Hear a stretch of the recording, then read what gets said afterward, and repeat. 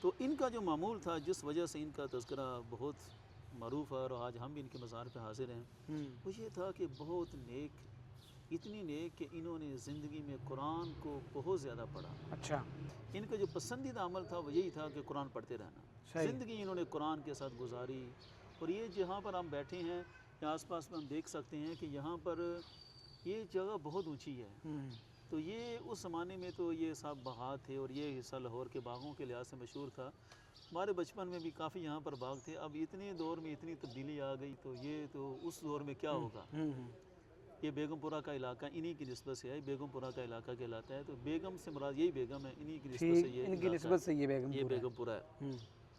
تو یہاں باغات میں بیگم شرف النساء نے ایک سرو بالا کے درختوں کے درمیان ایک چبوترا قائم کی ہے، یہی چبوترا۔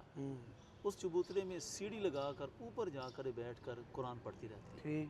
ان کا اپنا ہی معمول تھا، دن رات عبادت میں زندگی گزاری۔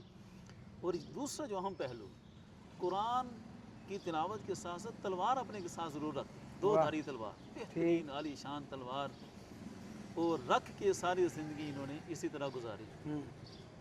اور پھر جلدی فوت ہو گئی۔